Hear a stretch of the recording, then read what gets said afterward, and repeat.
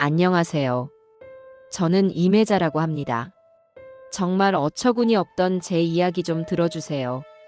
남편이 훌쩍 떠나버리고 세 번째 가을을 맞으니 텅 빈 집의 공기는 유독 더 차갑게 느껴졌습니다.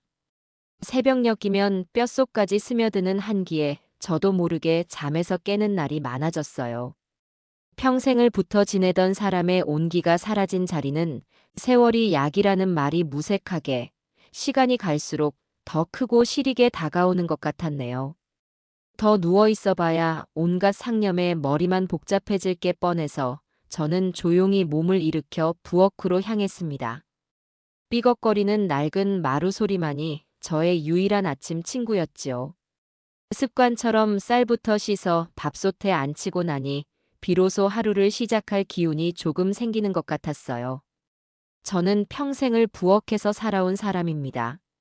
남편과 아들 경수, 두 남자의 밥상을 차려내는 것이 제 인생의 가장 큰 기쁨이자 자부심이었어요. 남편은 늘 제게 말했지요. 당신 손맛은 하늘이 내린 거라고, 당신 밥 없으면 하루도 못 살 거라고. 그 말을 들을 때마다 고단함이 눈 녹듯 사라지곤 했습니다. 하지만 이제 그 밥을 맛있게 먹어줄 사람이 없다는 사실이 저를 깊은 무력감에 빠지게 만들곤 했어요. 냉장고를 열어보니 며칠 전 아들 내외가 사다 놓은 백화점 반찬통들이 칸칸이 쌓여 있었습니다. 보기에는 참 정갈하고 예뻤지만 제 입에는 너무 달고 짜서 손이 잘 가지 않았습니다. 저는 그 반찬통들을 옆으로 밀어내고 안쪽에 넣어두었던 돼지고기 안심 덩어리를 꺼냈습니다. 아들 경수가 제일 좋아하는 장조림을 좀 만들어야겠다고 생각했어요. 핏물을 빼고 기름기를 일일이 손으로 제거하고 알맞은 크기로 썰어 끓는 물에 한번 데쳐내는 과정은 번거롭기 짝이 없었지요. 하지만 저는 그 번거로운 과정 속에서 살아있음을 느꼈습니다. 간장과 설탕, 맛술을 황금 비율로 섞어 만든 양념장에 데친 고기와 꽈리고추, 메추리알을 넣고 뭉근하게 졸이기 시작했어요. 달큼하고 짭조름한 냄새가 온 집안에 퍼지자 텅 비었던 공간에 비로소 온기가 도는 것 같았습니다. 한참을 정성 들여 졸여낸 장조림을 유리 반찬통에 담아놓고 흐뭇하게 바라보고 있을 때였어요. 갑자기 초인종이 요란하게 울렸습니다. 문을 열어보니 아니나 다를까 아들 내외가 서 있었습니다. 경수는 제 눈치를 보며 멋쩍게 웃었고 며느리 세미는 잔뜩 인상을 쓴 채였어요. 어머니, 근처에 볼 일 있어서 잠시 들렀어요. 어이구, 잘 왔다. 마침 너 좋아하는 장조림 만들고 있었는데. 냄새 맡고 왔니? 저녁은 먹었고. 제가 반갑게 아들의 팔을 붙잡으며 말하자 뒤에 서 있던 세미가 한숨을 푹 쉬며 끼어들었습니다. 어머님, 저희 저녁 약속 있어서 바로 가봐야 해요. 세미는 제 말을 칼같이 잘라내고는 들고 있던 쇼핑백을 식탁 위에 툭 소리가 나게 올려놓았습니다. 안에는 어김없이 백화점 로고가 찍힌 반찬통들이 들어있었지요. 그리고 어머님, 이제 힘드시잖아요. 이런 건 그냥 사다 드세요. 솔직히 요즘 세상에 누가 집에서 이런 걸 일일이 만들어요? 시간 낭비예요, 시간 낭비. 그 말에 순간 심장이 쿵 하고 내려앉는 기분이었습니다. 제가 평생을 바쳐온 소중한 시간을 며느리는 고작 시간 낭비라는 한마디로 정의해버리는군요. 옆에 서 있던 경수가 제 눈치를 살피며 황급히 세미의 옆구리를 찔렀습니다. 아, 아니야, 세미야. 엄마 음식이 세상에서 제일 맛있지. 근데 이제 엄마 힘드실까봐 그러는 거지, 엄마. 됐어요. 뭘 힘들까봐 그래. 솔직히 이게 더 편하고 맛있으니까 그렇지. 안 그래요, 경수 씨? 세미는 경수에게 핀잔을 주며 제게 동의를 구하듯 쏘아붙였습니다. 그 눈에는 시어머니를 향한 존중이나 염려 같은 건 한치도 담겨 있지 않았어요. 그저 귀찮고 성가신 짐을 대하는 듯한 차가운 무심함만이 가득했습니다. 저는 더 이상 무슨 말을 할 수 있겠어요. 그저 입을 꾹 다물고 말았습니다. 두 사람은 정말 용건만 끝냈다는 듯 채 5분도 앉아있지 않고 자리에서 일어섰습니다. 저는 애써 서운한 마음을 감추고 현관까지 두 사람을 배웅하러 나갔습니다. 경수는 신발을 신으며 제게 미안한 표정을 지어 보였지만 세미는 이미 먼저 복도로 나가 누군가와 통화를 하고 있었습니다. 제가 바로 문 뒤에 서 있다는 사실은 까맣게 모르는 모양이었어요. 나야. 지금 시댁에 잠깐 들렀지. 아휴, 말도 마. 반찬 좀 사다 드렸는데 글쎄 직접 밥을 해주시겠다는 거야. 누가 요즘 그런 걸 먹는다고. 짜고 달기만 한데. 세미의 목소리는 한 톤 높아져 있었고 그 속에는 저에 대한 짜증과 경멸이 고스란히 담겨 있었습니다. 저는 그 자리에 못 박힌 듯 굳어버렸습니다. 우리 시어머니? 그냥 집에 계시지 뭐 하시겠어. 연세도 있으신데. 그냥 사고 안 치고 조용히 계셔주시는 게 우리 도와주는 거야. 근데 얼마 전에는 무슨 장사라도 해보고 싶다는 거 있지? 어휴, 정말 기가 막혀서. 노인네가 장사는 무슨 장사야? 가게 차렸다가 한 달도 못 가서 망할 게 뻔한데. 세상의 모든 소리가 한순간에 사라지는 것 같았습니다. 제 귀에는 오직 며느리의 목소리만이 날카로운 비수가 되어 날아와 박혔습니다. 그때 가서 우리한테 손 벌리면 어쩌려고 그래? 안 봐도 비디오지. 아, 정말 생각만 해도 끔찍하다, 끔찍해. 통화를 끄는 세미는 아무것도 모르는 경수와 함께 엘리베이터에 올라탔습니다. 경수는 문이 닫히기 직전까지 제게 손을 흔들었지만 저는 아무런 대답도 표정도 지을 수 없었습니다. 끔찍하다. 며느리는 제가 이 시어미가 끔찍하다고 했습니다. 집으로 돌아와 현관문을 닫는 순간 온몸의 힘이 풀썩 빠져나갔습니다. 눈물조차 나오지 않았어요. 그저 머리가 텅 비고 온몸의 피가 차갑게 식어가는 기분이었습니다. 그래, 너희에게 나는 그런 존재였구나. 언제 망해서 손 벌릴지 모르는 생각만 해도 끔찍한 늙은 시어머니. 그리고 내 아들이라는 작자는 저런 말을 하는 아내 옆에서 그저 허허실실 웃고만 있는 바보 천치였고요. 그날 밤 저는 한숨도 자지 못했습니다. 분하고 원통해서 가슴을 치다가도 이내 마음을 고쳐먹었습니다. 이까진 모욕에 주저앉아 눈물이나 흘리며 늙어 죽을 수는 없었어요. 며느리의 그 잔인하고 이기적인 말이 오히려 제 꺼져가던 인생의 불씨에 기름을 부었습니다. 노인네가 무슨 장사냐고? 망할 게 뻔하다고? 그래, 한번 해보자. 너가 그렇게 무시하고 경멸하는 이 늙은이가 어떻게 일어서는지 똑똑히 보여주마. 날이 밝자마자 저는 아들 내외를 집으로 호출했습니다. 어제와는 전혀 다른 제 싸늘한 분위기에 두 사람은 어리둥절한 표정으로 거실 소파에 앉았습니다. 저는 두 사람 앞에 똑바로 서서 제 인생을 건 선전포고를 시작했습니다. 나 국수집을 차려야겠다. 경수가 기겁을 하며 자리에서 벌떡 일어났습니다. 어머니, 갑자기 또 왜 그러세요? 어제는 그냥 해보신 말씀인 줄 알았는데 힘든 일을 왜 사서 하시려고 그러세요? 제발 좀. 그때 옆에 앉아있던 세미가 어이없다는 듯이 콧방귀를 뀌며 웃음을 터뜨렸습니다. 팔짱을 낀 채 저를 위아래로 훑어보는 그 시선이 참으로 노골적이었습니다. 어머님, 진짜 왜 이러세요? 제가 어제 말씀드렸잖아요.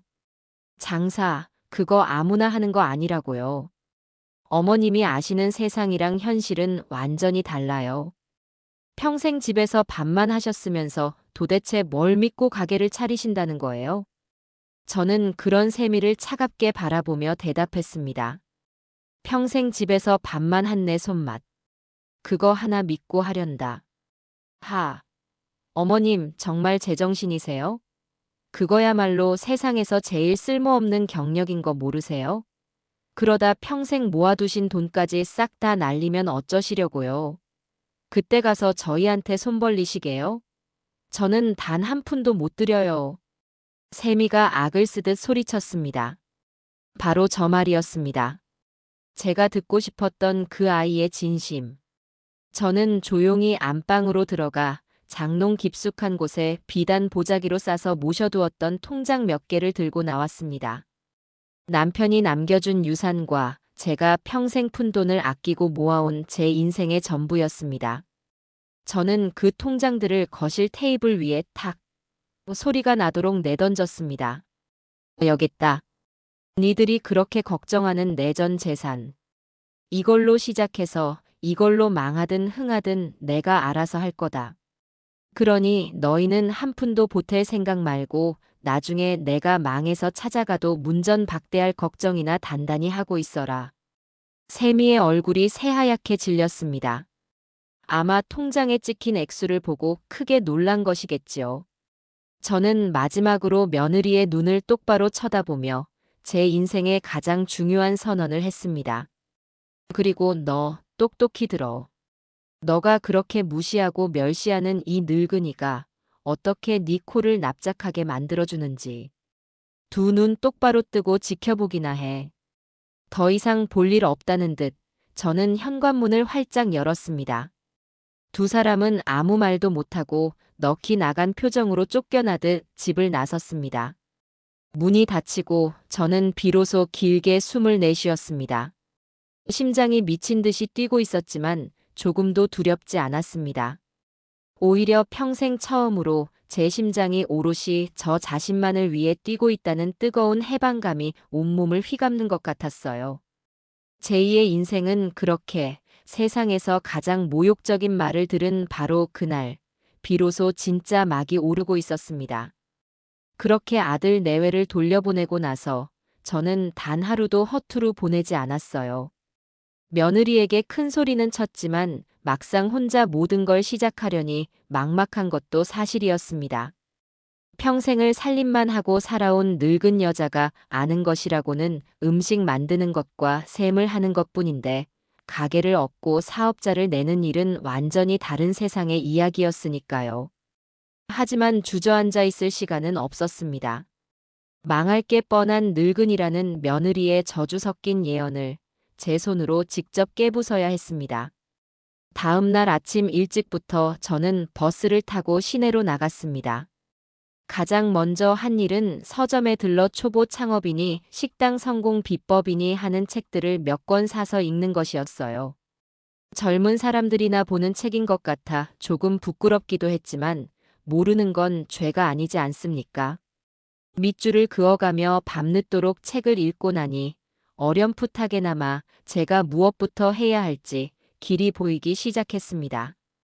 가장 중요한 것은 역시 가게 자리였지요. 그날 이후로 저는 매일같이 밖으로 나돌았습니다. 부동산이라는 곳의 문턱은 처음 넘어보는 것이라 어색하기 짝이 없었지만 한두 번 드나들다 보니 그것도 익숙해지더군요. 젊은 중개인들은 저 같은 늙은 여자가 혼자 와서 가게를 알아본다고 하니 대부분은 미심쩍은 눈으로 저를 훑어보았습니다. 어떤 사람은 대놓고 사모님, 요즘 식당 경쟁이 얼마나 치열한데요. 젊은 사람들도 1년을 못 버티고 망해 나가는 판입니다. 라며 겁을 주기도 했어요. 저는 그저 웃으며 그러니까 더 독하게 해봐야죠 라고 대답했습니다. 제 안의 오기가 저를 더욱 단단하게 만들고 있었습니다. 며칠을 발품 팔아 돌아다녀 보니 소위 말하는 목 좋은 자리는 제 예산을 훌쩍 뛰어넘었습니다. 권리금이라는 건 또 왜 그리 비싼지 평생 모은 돈을 거기에 다 쏟아부을 수는 없는 노릇이었어요. 저는 처음부터 무리하고 싶지 않았습니다. 화려한 인테리어나 유동인구가 아니라 오로지 제 국수 맛 하나로 정면 승부를 보고 싶었거든요. 어차피 며느리 눈에는 제가 어떤 가게를 차려도 곧 망할 가게일 테니 남의 시선 따위는 신경 쓰지 않기로 했습니다. 그러다 정말 우연히 한 낡은 상가 건물 1층의 부동산 사무실에 들어서게 되었습니다. 희끗희끗한 머리의 할아버지 중개인 한 분이 돋보기를 낀 채 신문을 보고 계셨지요. 제 이야기를 한참 듣고 계시던 할아버지는 말없이 낡은 서류철에서 먼지 쌓인 종이 한 장을 꺼내 보여주셨습니다. 사모님, 여긴 어때? 한 2년 넘게 비어있던 곳이라 권리금도 없고 월세도 싸게 나왔는데 워낙 낡고 후미져서 찾는 사람이 없어. 지도에 표시된 곳은 아들 내외가 사는 신도시 아파트 단지에서는 버스를 타고도 한참 들어와야 하는 오래된 주택가 골목의 작은 상가였습니다. 다음 날 저는 지도를 들고 직접 그곳을 찾아가 봤어요. 할아버지의 말씀대로 그곳은 시간이 멈춘 듯한 동네였습니다. 하지만 저는 그 정겨운 풍경이 싫지 않았어요. 가게는 대로변에서 두어 블록 안으로 들어간 좁은 골목길에 자리 잡고 있었습니다. 붉은 벽돌로 지어진 1층짜리 낡은 건물이었는데 페인트는 다 벗겨져 있었고 유리창에는 금이 가 있었습니다. 임대문이라고 적힌 종이는 누렇게 색이 바래 너덜거리고 있었고요. 유리창에 얼굴을 바싹 대고 안을 들여다보았습니다. 거미줄이 잔뜩 쳐진 내부는 온갖 쓰레기들로 가득했고 바닥에는 먼지가 뽀얗게 쌓여 발자국 하나 없었습니다. 언뜻 보기에도 수리할 곳이 한두 군데가 아니었지요. 보통 사람이라면 고개를 절레절레 저으며 돌아섰을 겁니다. 하지만 이상하게도 저는 그 폐가 같은 공간이 마음에 들었습니다. 비록 지금은 버려진 땅처럼 초라하지만 저 먼지와 쓰레기를 다 걷어내고 깨끗하게 쓸고 닦고 정성으로 환하게 꾸미면 분명 아늑하고 정겨운 사람 냄새나는 공간이 될 것 같다는 확신이 들었어요. 무엇보다 보증금과 월세가 제 예산의 절반도 되지 않았습니다. 여기서라면 실패하더라도 다시 일어설 기회가 있겠다 싶었지요. 저는 그 길로 다시 부동산에 찾아가 바로 계약하겠다고 했습니다. 할아버지 중개인께서 정말 괜찮겠냐며 젊은 사람들이 안 찾는 동네라 장사하기 힘들 거라며 몇 번이나 저를 말렸지만 제 결심은 확고했습니다. 그날 바로 집주인을 만나 계약서에 도장을 찍었습니다. 제 인생 처음으로 제 이름 석자가 적힌 계약서를 손에 쥐는 순간이었습니다. 심장이 어찌나 세차게 뛰던지 금방이라도 입 밖으로 튀어나올 것만 같았어요. 내친 김에 저는 그날 바로 구청으로 달려가 사업자 등록까지 마쳤습니다. 서류에 상호명을 적는 칸 앞에서 저는 잠시 망설였습니다. 그러다 제 이름 2자를 또박또박 적어 넣었지요. 해잔의 국수.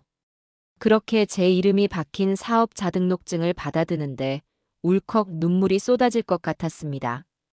평생 경수 엄마로 고 서방 아내로 불리며 살아왔는데 이제야 비로소 오롯이 제 이름 석자를 찾은 기분이었어요. 그날 저녁 저는 아들에게 전화를 걸어 가게를 계약했다는 사실을 알렸습니다. 당연히 경수는 기겁을 하더군요. 전화기 너머로 당황한 아들의 목소리가 고스란히 전해져 왔습니다. 어머니, 거길 정말 계약하셨어요? 제가 인터넷으로 주소 찾아봤는데 유동인구도 거의 없고 너무 낡았잖아요. 조금 더 비싸더라도 아파트 상가나 번화가로 나가셨어야죠. 왜 그렇게 성급하게 결정을 하세요? 아들의 걱정 어린 목소리를 듣고 있으니 이내 옆에서 전화를 낚아채는 날카로운 소리가 들렸습니다. 보나 마나 며느리 샘이겠지요. 곧이어 세미의 짜증과 경멸이 가득 담긴 목소리가 제 귀를 후벼 팠습니다.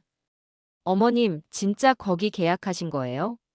경수 씨한테 얘기 들었는데 정말 제정신이세요? 아니, 제가 그렇게 말렸는데 기어코 일을 저지르세요?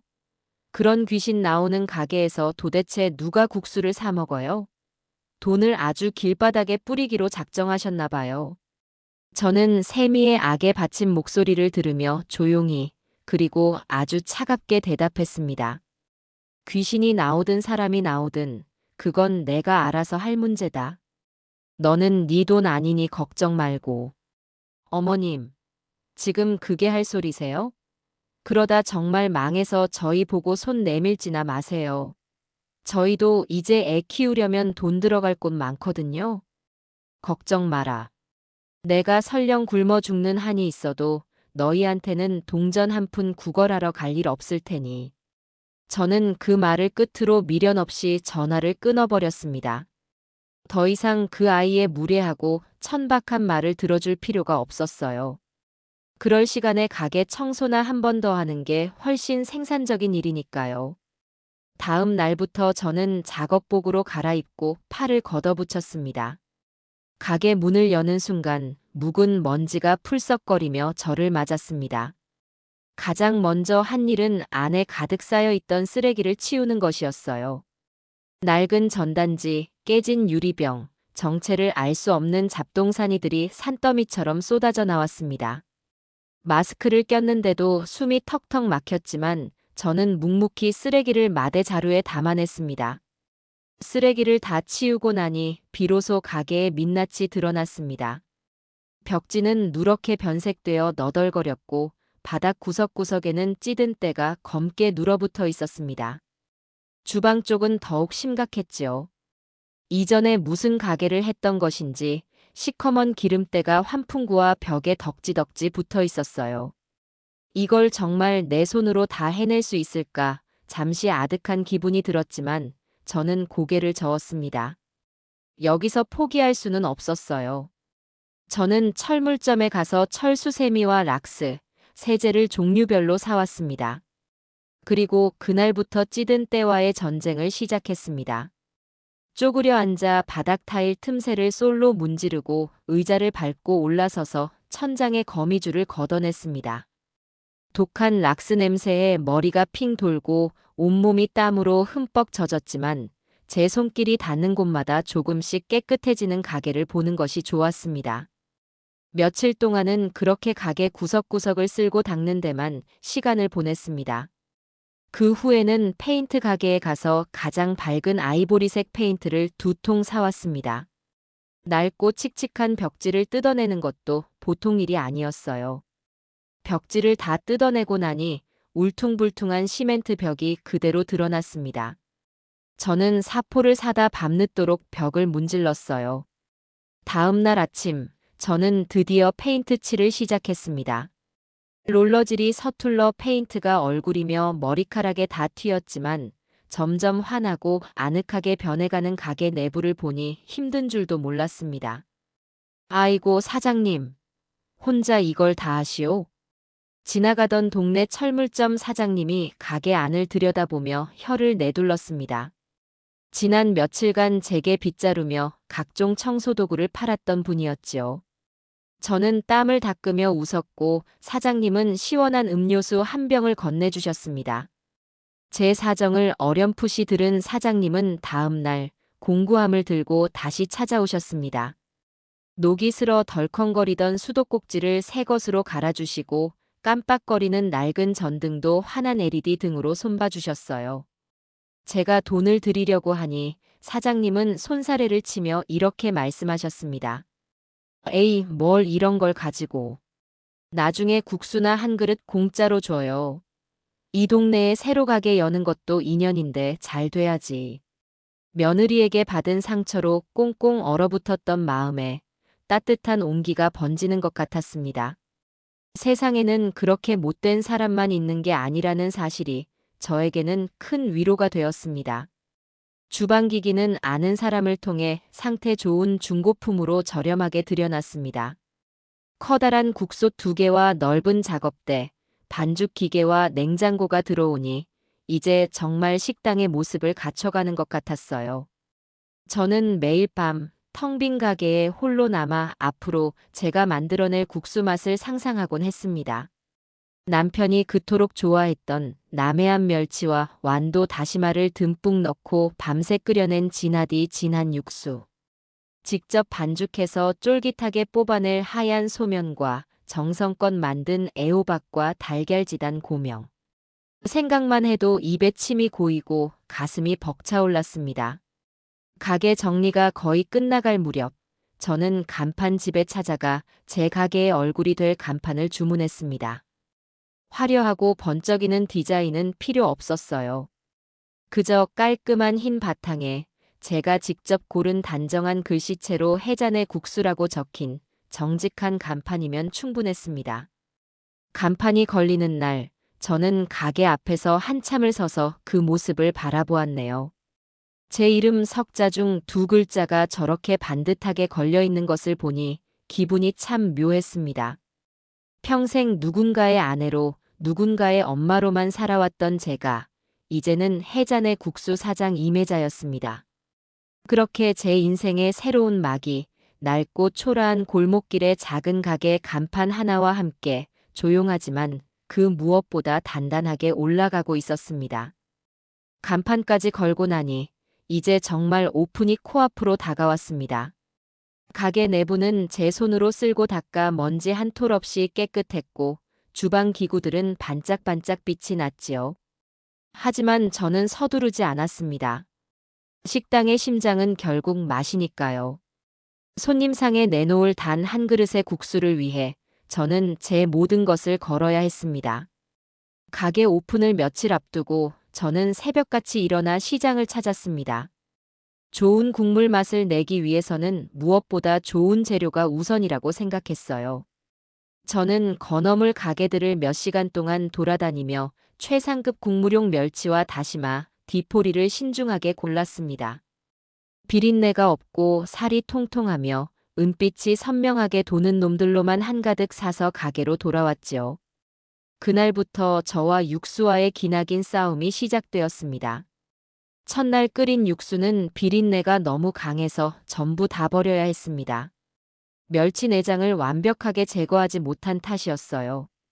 둘째 날은 너무 오래 끓여서 쓴맛이 났고 셋째 날은 감칠맛이 부족했습니다.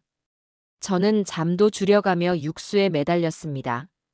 멸치와 다시마, 디포리의 비율을 달리해보고 무와 양파, 대파 뿌리를 넣어 깊은 맛을 더해보기도 했어요. 수십 번의 실패 끝에 마침내 제가 만족할 수 있는 맛을 찾아냈습니다. 비린 맛이나 쓴맛은 전혀 없이 입안에 착 감기는 깊고 진한 감칠맛. 바로 남편이 살아생전 그토록 칭찬했던 바로 그 맛이었습니다. 육수가 완성되자 저는 다음으로 면에 집중했습니다. 그냥 겉면을 사서 쓸 수도 있었지만 저는 직접 반죽한 생면을 고집하고 싶었어요. 중고로 들여놓은 낡은 반죽 기계를 돌려 밀가루와 물, 소금의 완벽한 비율을 찾기 위해 또 며칠을 썼습니다. 반죽의 숙성 시간과 면을 뽑아내는 굵기까지 어느 것 하나 허투루 하고 싶지 않았지요. 수백 번의 시도 끝에 마침내 쫄깃하면서도 부드러운 제 육수와 가장 잘 어울리는 면을 만들어낼 수 있었습니다. 저는 제 가게의 주력 메뉴를 딱 두 가지로 정했습니다. 저의 자부심이 담긴 진한 멸치국수와 직접 담근 고추장으로 맛을 낸 매콤 비빔국수. 메뉴가 많아봐야 음식의 질만 떨어진다고 생각했어요. 대신 단 두 그릇의 국수에 제 모든 정성과 자부심을 담아내기로 했습니다. 그리고 드디어 대망의 오픈날이 밝았습니다. 저는 그 어느 때보다 이른 새벽에 가게에 도착했습니다. 밤새 끓여낸 육수를 한 번 더 확인하고 갓 뽑아낸 생면을 소분해 놓았습니다. 애호박은 곱게 채 썰어 살짝 볶아내고 달걀은 수십 개를 붙여 황금빛 지단을 만들어 쌓아두었지요. 모든 준비를 마치고 저는 떨리는 손으로 가게 앞 준비 중 팻말을 영업 중으로 돌려놓았습니다. 오전 11시 정각이었습니다. 하지만 현실은 냉혹했습니다. 11시가 지나고 12시 점심시간이 되었는데도 가게 문을 열고 들어오는 손님은 단 한 명도 없었어요. 저는 애써 태연한 척 주방을 정리하고 이미 깨끗한 테이블을 마른 행주로 닦고 또 닦았습니다. 시간이 흐를수록 제 속은 새까맣게 타들어갔습니다. 가게 밖 골목길은 오가는 사람 하나 없이 쥐 죽은 듯 조용했고 그 정막이 마치 제 실패를 예고하는 것만 같아 두려웠습니다. 결국 그날 저는 단 한 그릇의 국수도 팔지 못했습니다. 저녁이 되어 가게 문을 닫고 텅 빈 홀에 혼자 앉아 있으니 서러움이 복받쳐 올랐어요. 며느리 세미의 비웃음 소리가 귓가에 환청처럼 맴돌았습니다. 꺼봐, 내가 망할 거라고 했지? 저는 이를 악물었습니다. 아니, 이제 겨우 첫날일 뿐이야. 여기서 무너질 수는 없어. 다음 날도 그 다음 날도 상황은 나아지지 않았습니다. 하루에 국수 두세 그릇을 파는 날이 이어졌어요. 간혹 길을 잃고 헤매던 사람이 들어와 국수를 먹고 가기도 했지만 단골로 이어지지는 않았습니다. 재료는 매일 상해서 버려야 했고 가게 월세 날짜는 다가왔습니다. 통장 잔고가 줄어드는 것을 볼 때마다 심장이 철렁 내려앉았지요. 그러던 어느 날 오후였습니다. 가게 문이 열리더니 잔뜩 멋을 낸 며느리 세미가 친구 두어 명과 함께 들어왔습니다. 아니, 들어온 것이 아니라 가게 입구에 서서 안을 구경하듯 훑어보았습니다. 그들의 얼굴에는 노골적인 비웃음과 동정이 뒤섞여 있었어요. 어머, 세미야. 여기야? 너희 시어머니가 하신다는 국수집? 세미의 친구가 과장된 목소리로 말하자 세미가 창피하다는 듯 손으로 얼굴을 가리며 대답했습니다. 어휴, 말도 마. 내가 얼마나 말렸는데. 저렇게 손님 하나 없는 거 봐. 저러다 보증금까지 다 까먹고 쫓겨나게 생겼다니까. 그들은 제게는 아는 척도 하지 않고 자기들끼리 키득거리며 가게 앞을 지나갔습니다. 저는 주방 안쪽에서 그 모습을 전부 지켜보고 있었습니다. 피가 거꾸로 솟는 것 같았지만 나가서 싸울 수도 없는 노릇이었습니다. 그들이야말로 제가 망하기를 누구보다 바라는 사람들이었으니까요. 그날 저녁 집으로 돌아온 제게 아들 경수가 우물쭈물하며 휴대폰을 내밀었습니다. 엄마, 이거 세미가 올린 것 같은데. 아들이 보여준 화면에는 오늘 낮에 봤던 바로 그 제 가게의 사진이 올라와 있었습니다. 텅 빈 가게를 배경으로 오픈빨도 없는 우리 시어머니 가게 크크 곧 폐업 예정이라는 조롱 섞인 글이 적혀 있었어요. 그 아래에는 세미의 친구들이 남긴 어떻게, 안 됐다, 진작 말리지 그랬어 같은 위선적인 댓글들이 달려 있었습니다. 저는 아무 말 없이 아들의 휴대폰을 받아들고 그 화면을 캡처했습니다. 그리고 아들에게 휴대폰을 돌려주며 나지막이 말했습니다. 경수야, 엄마는 괜찮다. 정말 괜찮아. 하지만 제 목소리는 저도 모르게 떨리고 있었어요. 아들은 제 눈치를 보며 어쩔 줄 몰라 했습니다. 저는 그런 아들의 등을 두드려주며 말했어요. 너는 어서 들어가 봐라. 네 마누라 속상하지 않게 잘 위로해주고. 아들이 돌아가고 난 뒤 저는 한참을 그 자리에 서 있었습니다. 분노와 슬픔을 넘어 무언가 차갑고 단단한 것이 제 마음속 깊은 곳에서부터 차오르는 것을 느꼈습니다. 그래, 좋다. 어디 한번 해보자. 누가 이기는지 끝까지 한번 가보자. 그렇게 저는 제 인생을 건 두 번째 싸움을 조용히 준비하기 시작했습니다. 절망의 시간은 생각보다 길었어요. 며느리가 SNS에 올린 조롱 섞인 글 때문인지 가뜩이나 없던 손님은 아예 발길을 끊어버렸어요. 저는 매일 아침 어제와 똑같이 정성껏 육수를 끓이고 재료를 준비했지만 그 음식의 주인을 찾는 것은 하늘의 별 따기보다 어려웠습니다. 텅 빈 가게에 홀로 앉아 창밖만 멍하니 바라보는 것이 저의 일상이 되어버렸지요. 정말 이대로 끝나는 걸까? 세미의 말대로 나는 결국 실패자가 되는 걸까? 약해지는 마음을 다잡는 것이 하루 중 가장 힘든 일이었습니다. 그러던 어느 비 오는 날 오후였습니다. 점심시간이 훌쩍 지나 손님을 거의 포기하고 있을 때 낡은 우산을 든 한 젊은 여학생이 조심스럽게 가게 문을 열고 들어왔어요. 앳된 얼굴에 커다란 뿔테 안경을 쓴 대학생처럼 보이는 아이였습니다. 그 학생은 텅 빈 가게를 한번 쓱 둘러보더니 가장 구석진 자리에 가방을 내려놓고 앉았습니다. 저 멸치국수 하나 주세요. 저는 오랜만에 듣는 주문 소리에 화들짝 놀라 허둥지둥 주방으로 들어갔습니다. 그리고 그 학생을 위해 제 모든 정성을 담아 국수를 말기 시작했습니다. 갓 삶아낸 쫄깃한 면을 그릇에 담고 뜨거운 육수를 여러 번 부었다 따르며 면을 토렴했습니다. 그 위에 애호박과 달걀지단, 김가루 고명을 소복이 올리고 마지막으로 직접 만든 양념장을 한 숟갈 올려 내어주었지요. 학생은 아무 말 없이 안경 너머로 피어오르는 김을 바라보다가 조용히 젓가락을 들었습니다. 그리고는 천천히 정말 맛있다는 듯이 국수를 먹기 시작했어요. 후루룩 후루룩. 가게 안에는 학생이 면을 먹는 소리만이 경쾌하게 울려 퍼졌습니다. 그 소리가 어찌나 듣기 좋던지 저는 저도 모르게 주방에 기댄 채 그 모습을 넋놓고 바라보았어요. 학생은 국물 한 방울 남기지 않고 그릇을 깨끗하게 비우고는 계산을 하며 제게 수줍게 말했어요. 정말 맛있어요. 할머니가 끓여주시던 국수 맛이랑 똑같아요.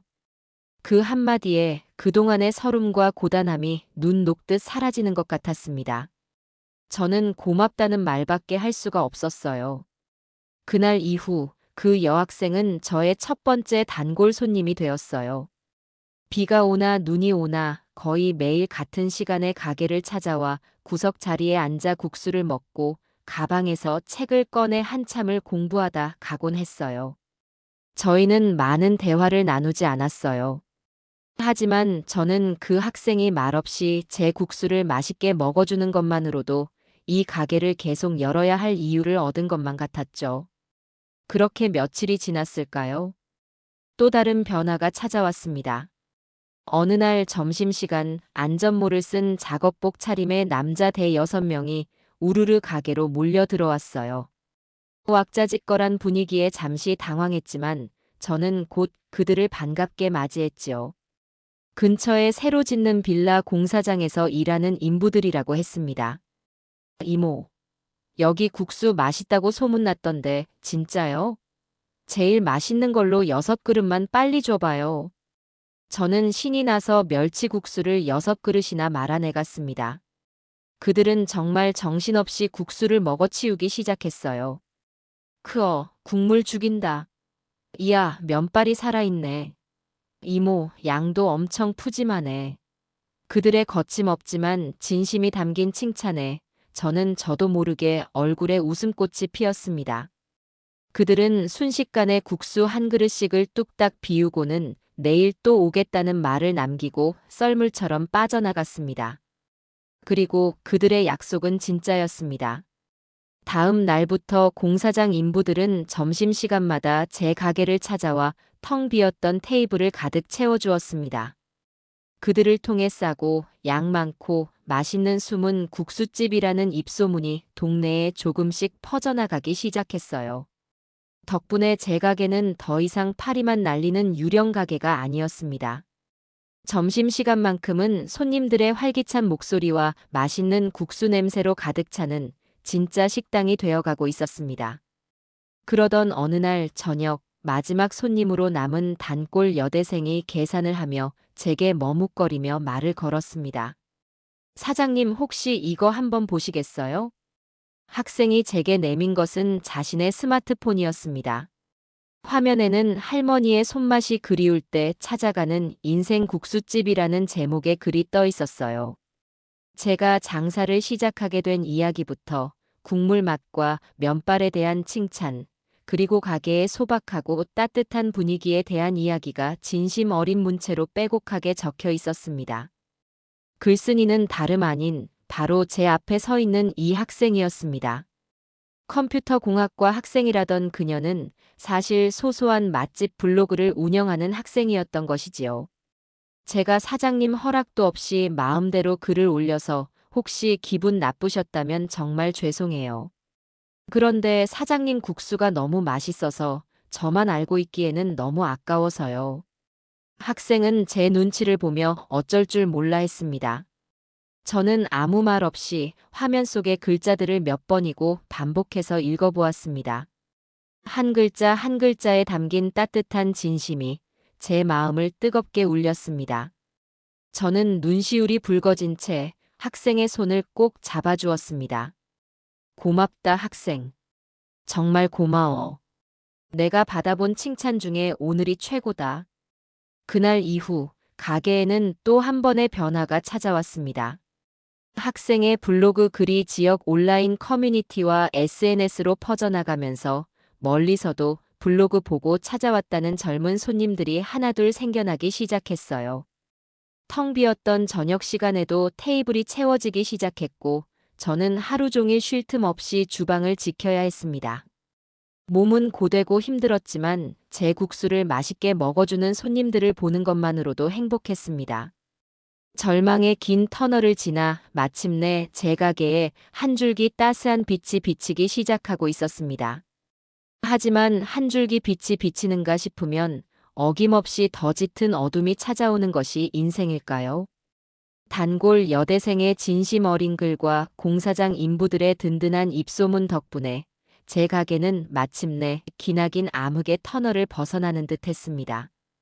점심시간이면 10개 남짓한 테이블이 손님들로 가득 찼고 저녁에도 블로그를 보고 찾아왔다는 젊은 손님들의 발길이 이어졌지요. 저는 하루 종일 쉴 틈 없이 육수를 끓이고 면을 삶았지만 조금도 힘들지 않았습니다. 제 국수를 맛있게 먹어주는 손님들의 웃음소리가 세상 그 어떤 보약보다 더 큰 힘이 되어 주었으니까요. 하지만 저의 그 소박한 행복을 누군가는 배가 아파 견딜 수가 없었던 모양입니다. 그 누군가가 제 며느리인 김샘이라는 것을 짐작하는 것은 그리 어려운 일이 아니었지요. 가게가 잘 되기 시작한 지 일주일쯤 지났을까요? 단골 여대생이 저녁을 먹고 난 뒤 무언가 망설이는 듯한 표정으로 제게 다가왔습니다. 사장님 혹시 이 지역 맘카페 가입되어 있으세요? 저는 그게 뭐냐고 되물었습니다. 맘카페라는 것은 아파트 부녀회 같은 것인 줄로만 알았지 인터넷에 그런 것이 있는 줄은 몰랐거든요. 학생은 잠시 고민하다가 자신의 휴대폰 화면을 제게 보여주었습니다. 그곳에는 이 지역 엄마들이 모여 온갖 정보를 나눈다는 커뮤니티의 게시판이 떠 있었습니다. 그리고 제 눈을 사로잡은 것은 실시간 인기글 목록의 가장 위에 올라와 있는 한 게시물의 제목이었습니다. 필동 논란의 그 골목 국수집, 위생상태 최악이네요. 국수에서 벌레 나왔어요. 심장이 쿵 하고 바닥으로 떨어지는 것 같았습니다. 논란의 그 골목 국수집이라면 바로 제 가게를 말하는 것이 틀림없었어요. 저는 떨리는 손으로 화면을 받아들고 글의 내용을 천천히 읽어 내려갔습니다.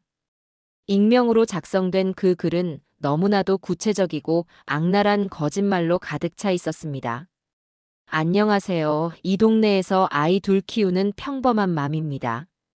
얼마 전 블로그랑 입소문 보고 저희 애들이랑 그 골목에 새로 생겼다는 국수집에 다녀왔어요. 할머니 혼자 하시는 곳이라 정겹고 좋을 줄 알았죠. 그런데 정말 충격과 공포 그 자체였습니다. 일단 들어가자마자 주방이 너무 지저분하더라고요.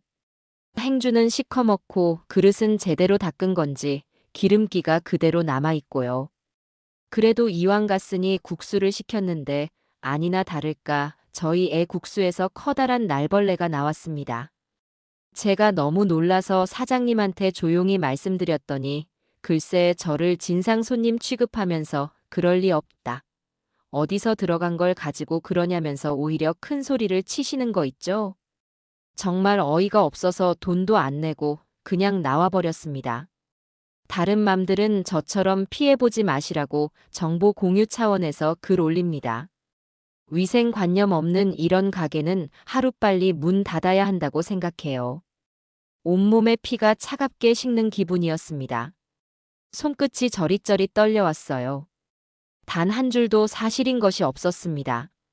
저는 결벽증에 가까울 정도로 가게 위생에 신경 썼습니다. 매일 마감 시간이면 주방 전체를 락스로 소독했고 행주는 하루에도 몇 번씩 삶았습니다. 무엇보다 저는 제 가게에 찾아온 아이 손님들에게 벌레가 나온 국수를 내주고도 큰 소리를 칠 만큼 파렴치한 인간이 아니었습니다. 그 글 아래에는 수십 개의 댓글이 달려 있었습니다. 어머, 어딘지 알 것 같아요. 거기 원래 장사 안 되던 곳 아니었나요? 위생과에 당장 신고해야겠네요. 늙은 사람이 혼자 하는 곳이라 더러울 줄 알았어. 요즘 블로그는 믿을 게 못 된다니까요. 등등. 대부분은 글쓴이의 말을 그대로 믿고 저와 제 가게를 비난하는 내용이었습니다. 사장님, 이건 분명 거짓말이에요. 제가 매일 와서 보는데 사장님 가게만큼 깨끗한 곳 없어요. 이건 사장님 가게가 잘 되는 걸 시기한 누군가가 일부러 쓴 악의적인 글이 분명해요. 단골 여대생이 제 옆에서 분을 참지 못하며 말했습니다. 하지만 저는 아무런 대답도 할 수 없었어요. 머릿속이 하얗게 비어버린 것만 같았습니다. 그날 밤, 저는 가게에 홀로 남아 밤을 새웠습니다. 내가 뭘 그렇게 잘못했을까? 평생 남에게 싫은 소리 한 번 안 하고 정직하게 살려고 노력했는데 왜 나에게 이런 일이 생기는 걸까? 억울함에 눈물이 쏟아졌지만 우는 것 말고는 제가 할 수 있는 일이 아무것도 없었습니다. 다음 날, 거짓 소문의 위력은 무섭게 나타났습니다. 그렇게 북적거리던 점심시간이 되었는데도 가게 문을 열고 들어오는 손님은 단 한 명도 없었어요. 며칠 전에 그 절망적인 풍경이 고스란히 재현되었습니다. 어쩌다 가게 앞을 지나가던 사람들은 마치 전염병 환자의 집이라도 보는 것처럼 힐끔거리며 수군대기만 할 뿐이었습니다. 저 집이 그 벌레 나온 국수집이래. 그들의 목소리가 제 심장에 비수처럼 꽂혔습니다. 가게 매출은 다시 곤두박질 쳤고 며칠 만에 제 가게는 다시 텅 빈 유령 가게로 돌아왔습니다. 저는 망연자실한 채 그저 멍하니 의자에 앉아 있을 뿐이었어요. 문득 이 모든 것을 그만두고 싶다는 생각이 들었습니다. 내가 이 나이에 무슨 부귀영화를 누리겠다고 이런 모욕까지 참아가며 장사를 계속해야 하나. 그냥 다 포기하고 예전처럼 조용히 늙어가는 게 맞는 게 아닐까? 그렇게 제가 모든 것을 놓아버리려던 순간이었습니다. 가게 문이 쾅 하고 요란한 소리를 내며 열렸습니다. 놀라서 고개를 들어보니 안전모를 쓴 단골 인부 아저씨들이 우르르 들어오고 있었습니다. 그들의 얼굴은 하나같이 잔뜩 화가 나 있었어요. 이모, 이게 어떻게 된 거야? 어떤 못된 인간이 우리 이모 가게에다 대고 그런 거짓말을 써놨어. 우리가 매일 여기서 밥 먹는데 벌레는 무슨 놈의 벌레. 내가 장담하는데 이 동네에서 이모네 가게가 제일 깨끗해. 사장님 기죽지 마쇼. 우리가 다 아는데 그런 글 믿는 사람들이 바보지. 자, 여기 국수 10그릇. 제일 맛있는 걸로 빨리 줘요. 그들은 약속이라도 한 듯 텅 빈 가게에 테이블을 가득 채우고 앉아 큰 소리로 국수를 주문했습니다. 저는 그들의 얼굴을 보며 저도 모르게 뜨거운 눈물을 왈칵 쏟아내고 말았습니다. 괜찮다, 괜찮다 애써 참아왔던 서름이 한꺼번에 터져나왔어요. 며칠 만에 다시 가게에 울려 퍼지는 왁자지껄한 소리를 들으며 저는 다시 한번 일어서야겠다고 다짐했습니다. 나를 믿어주는 이 사람들을 위해서라도 절대로 여기서 포기할 수는 없다고요. 그날 저녁 가게 문을 닫을 무렵 단골 여대생이 다시 저를 찾아왔습니다. 그 학생의 눈은 무언가 결심한 듯 단호하게 빛나고 있었어요. 사장님, 제가 범인을 찾은 것 같아요. 학생은 제 앞에 자신의 노트북을 펼쳐 보였습니다. 화면에는 맘카페에 올라왔던 그 악의적인 비방글이 떠 있었습니다. 제가 이 글을 쓴 아이디의 과거 게시글들을 전부 다 찾아봤어요. 그런데 이상한 점이 한두 가지가 아니에요. 이 사람은 자기가 아이 둘 키우는 엄마라고 했는데 과거 글들을 보면 미혼 여성들이나 쓸 법한 명품 가방이나 화장품 이야기를 주로 하고 있어요. 그리고 결정적으로 학생이 마우스를 클릭하자 세미가 제 가게를 조롱하며 올렸던 SNS 게시물이 화면에 나타났습니다. 이 사람이 쓴 비방글의 말투랑 사장님 며느님이 SNS에 썼던 글의 말투가 너무 비슷해요. 특히 크를 남발하는 버릇이나 특정 단어에서 일부러 맞춤법을 틀리는 방식까지 똑같아요. 이건 거의 동일 인물이라고 봐도 될 정도예요. 학생의 설명을 듣는 내내 저는 아무 말도 할 수가 없었습니다. 설마 했지만 역시나 며느리 세미의 짓이었습니다. 제 가게가 잘 되는 것을 눈뜨고 볼 수 없었던 그 아이가 결국에는 이런 더럽고 비열한 짓까지 저지른 것이었습니다. 사장님, 이건 명백한 허위사실 유포에 의한 명예훼손이고 업무방해죄에도 해당돼요. 제가 이 사람이 동일 인물이라는 증거 자료를 전부 다 모아놨어요. 이 아이디의 인터넷 IP 주소까지 추적할 수 있는 방법이 있어요. 이제 반격할 시간이에요. 컴퓨터 공학과 학생이라는 그녀의 눈이 날카롭게 빛났습니다. 저는 학생이 건네준 증거 자료들을 내려다보았습니다. 제 손은 분노로 부들부들 떨리고 있었지만 머리는 얼음처럼 차가워졌습니다. 그래. 좋다.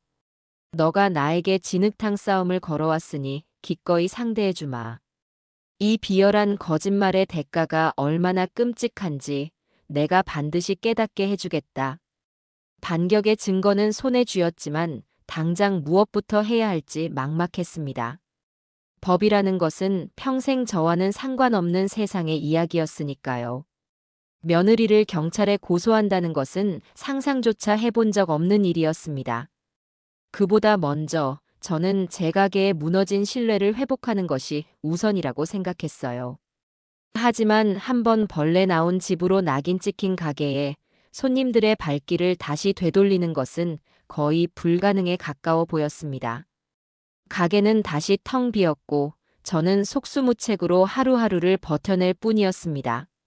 기적은 가장 절망적인 순간에 예고 없이 찾아왔습니다. 그날도 점심시간이 훌쩍 지나도록 손님 한 명 없이 텅 빈 가게를 지키고 있을 때였습니다. 저는 이미 모든 것을 체념한 채 의자에 앉아 창밖만 멍하니 바라보고 있었지요. 그때 가게 문이 조용히 열리더니 덥수룩한 수염에 낡은 모자를 푹 눌러 쓴 한 남자가 가게 안으로 들어왔습니다.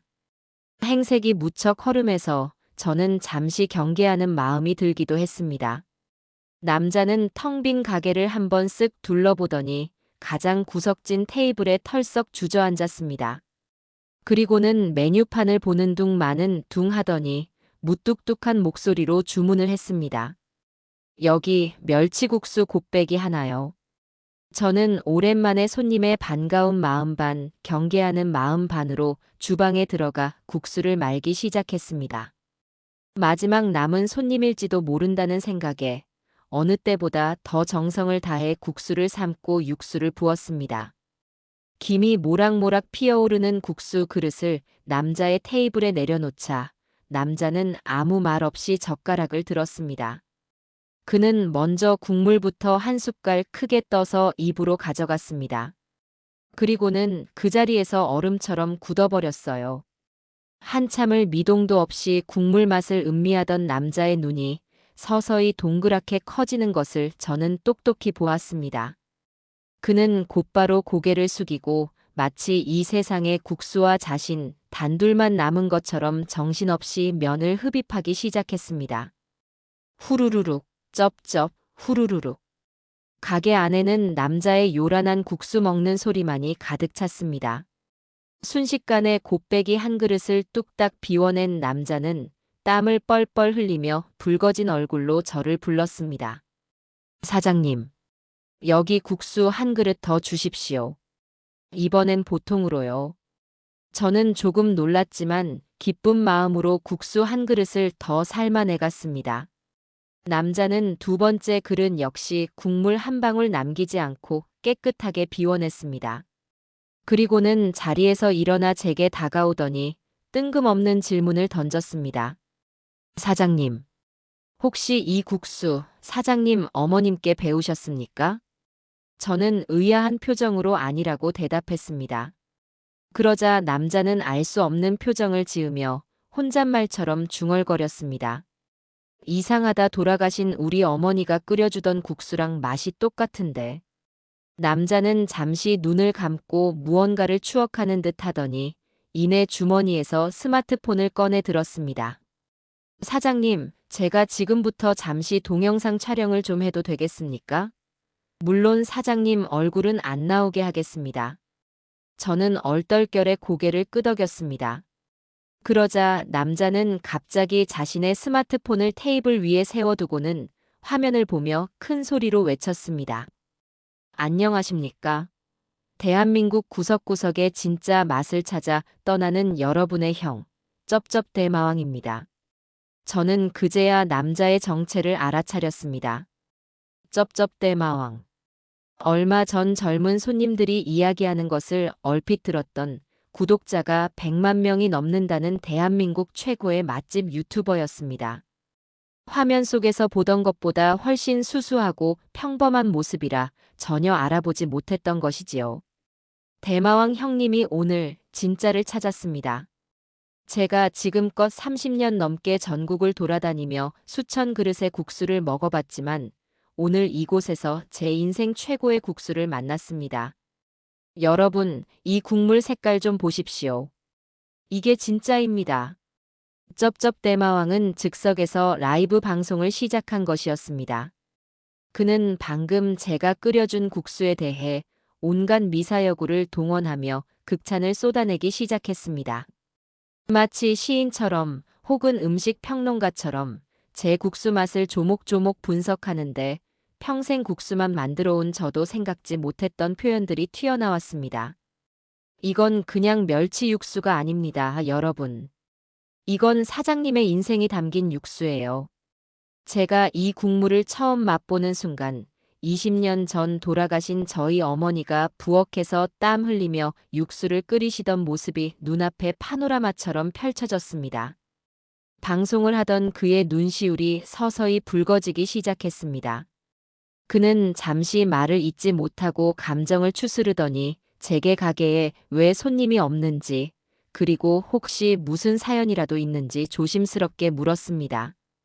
저는 망설이다가 며칠 전 맘카페에 올라왔던 악의적인 비방글에 대한 이야기를 털어놓았습니다. 제 이야기를 들은 쩝쩝대마왕은 갑자기 테이블을 주먹으로 쾅 내리치며 분노를 터뜨렸습니다. 제가 그럴 줄 알았습니다. 이렇게 완벽한 국수를 만드는 장인이 이렇게 깨끗한 가게가 말도 안 되는 거짓 소문 때문에 고통받고 있었습니다. 여러분, 제가 쩝쩝대마왕의 이름과 제 모든 것을 걸고 약속합니다. 이 가게는 대한민국에서 가장 깨끗하고 정직한 가게입니다. 이 맛을 의심하는 것은 여러분의 어머니가 차려주신 밥상을 의심하는 것과 똑같은 겁니다. 그의 진심 어린 호소에 스마트폰 화면의 실시간 채팅창은 그야말로 폭발하기 시작했습니다. 형님, 저희가 진실을 알려줄게요. 당장 좌표 찍어주세요. 혼내주러 갑니다. 저런 악플러는 고소해야 합니다. 시청자들의 분노가 화면을 가득 메웠습니다. 방송은 1시간이 넘도록 계속되었습니다.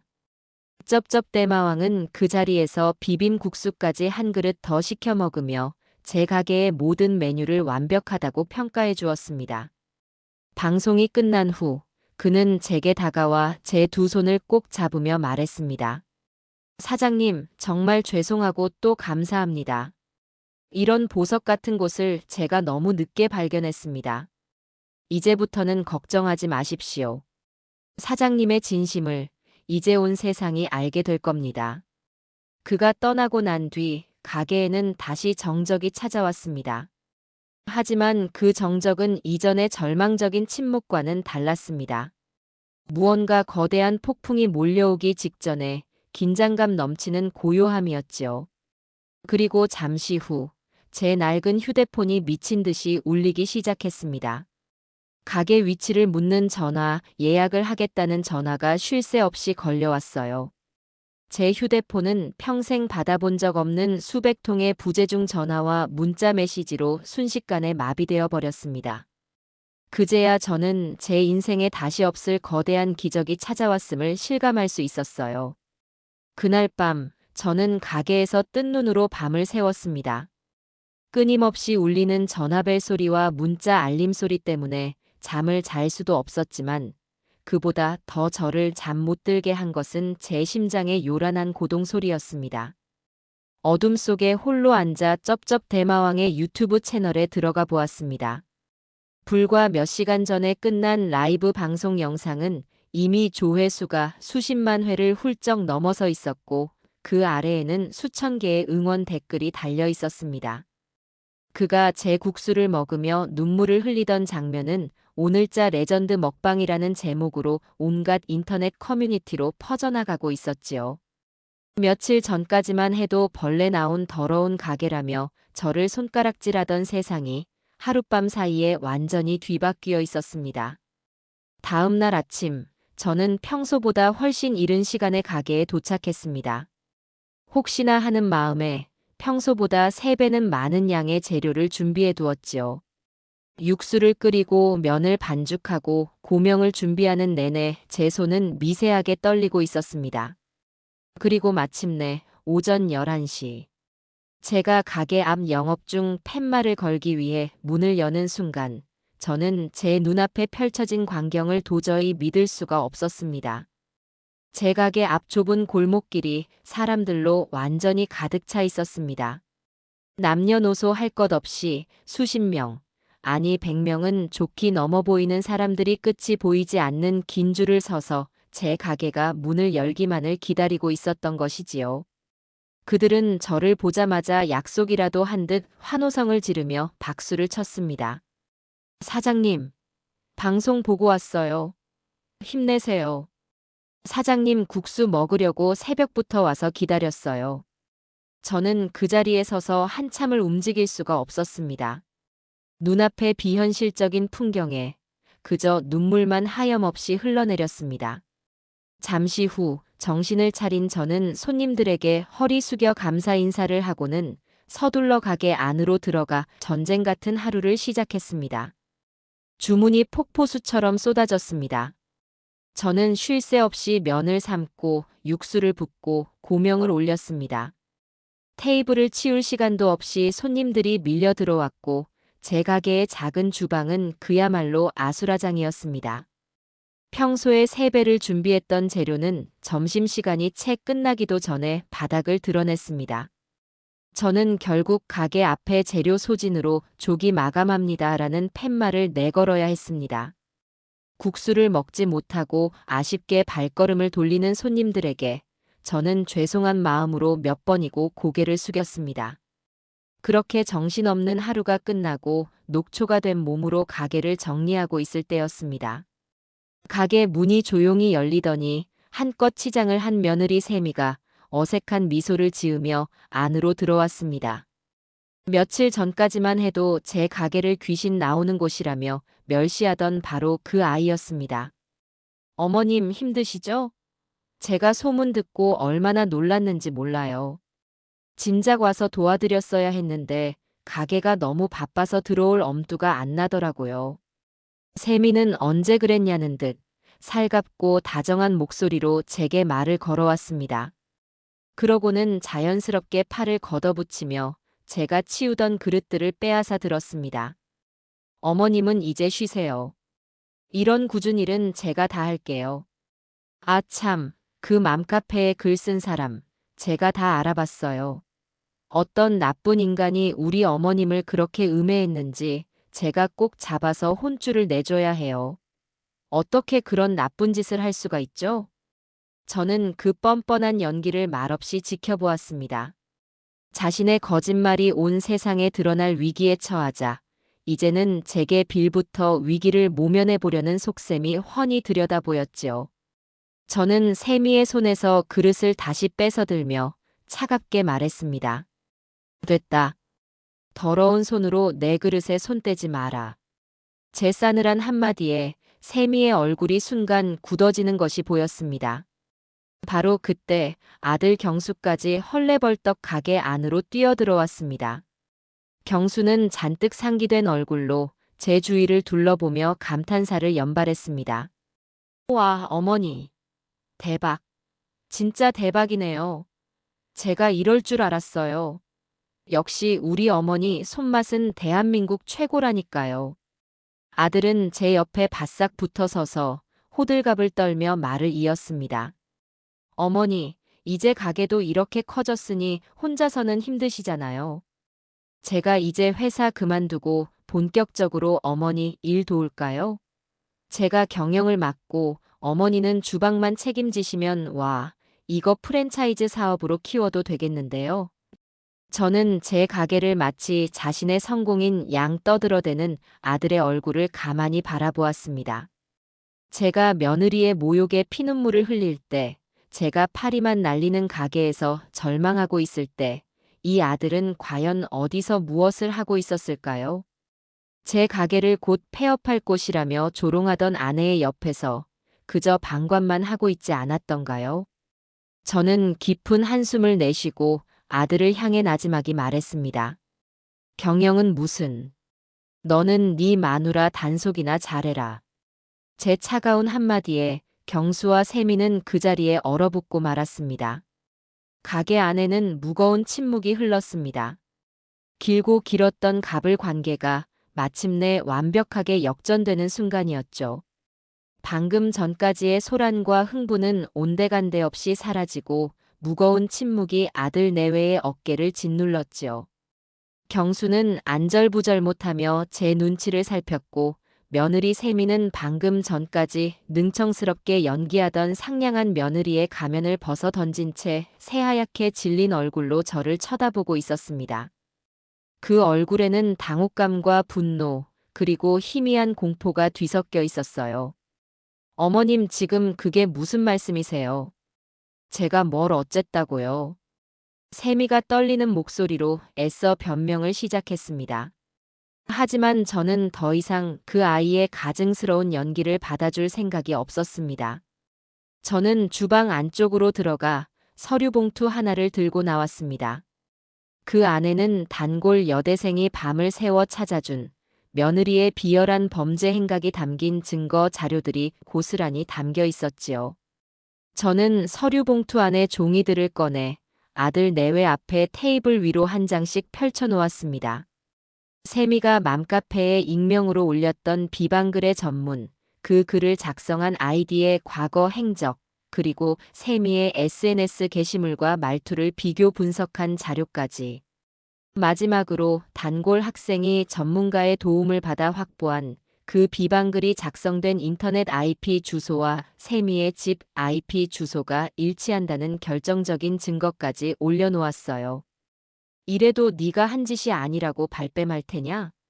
제 나지막한 물음에 세미의 동공이 세차게 흔들리기 시작했습니다.